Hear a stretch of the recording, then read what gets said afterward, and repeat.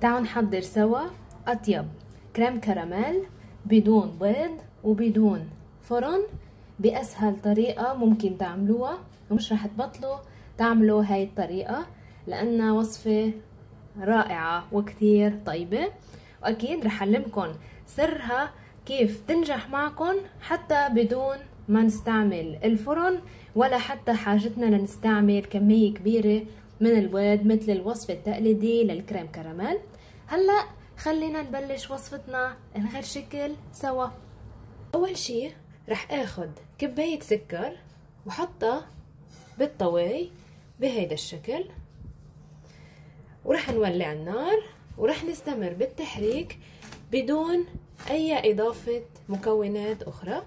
رح نستمر بالتحريك لحد ما يتحول عنا هيدا السكر لكراميل. بس يصير عنا الكراميل بهيدا الشكل بيصير عنا جاهز لحتى نسكبه بالقالب. هلأ مثل ما شايفين سكبنا خليط الكراميل بالقالب يلي رح نعمل فيه الكريم كراميل. هلأ هذا القالب رح نحطه على جنب ورح نبلش نحضر الكريم كراميل يلي بدون ما نستعمل فيه بيض ولا حتى فرن. أول شي بوعاء الخلاط رح اخد كباية ونص من المي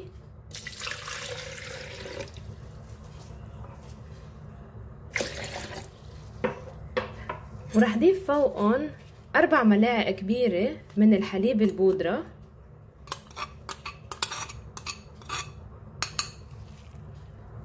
ورح ضيف فوقهم ظرف واحد من بودرة كريمة الخفق دريم ويب،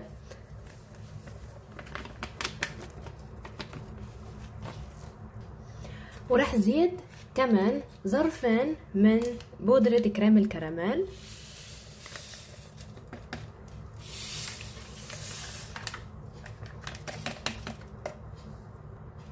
ورح ضيف اخر مكون بوصفتنا لليوم يلي هو علبة قشطة.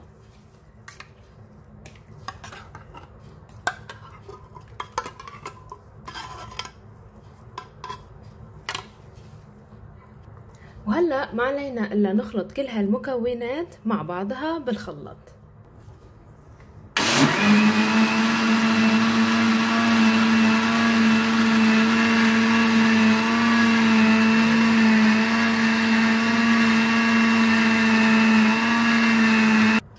هلا رح نجيب طنجرة ورح نصب خليط كريم الكراميل بالطنجرة،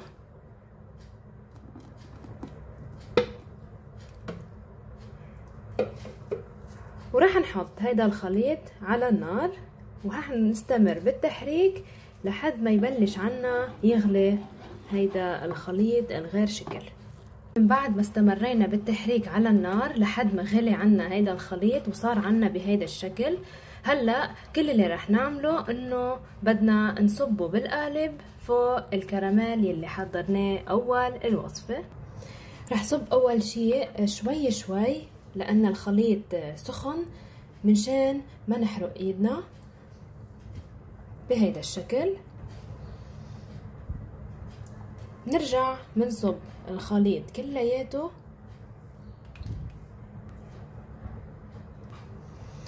بهيدا الشكل.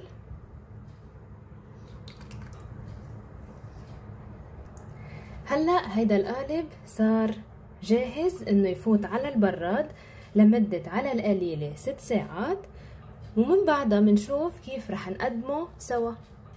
هيك بيكون صار عنا جاهز أطيب كريم كراميل محضر بالبيت بطريقة كتير سهلة وبدون استعمال بيض ولا حتى حاجتنا لنستعمل الفرن.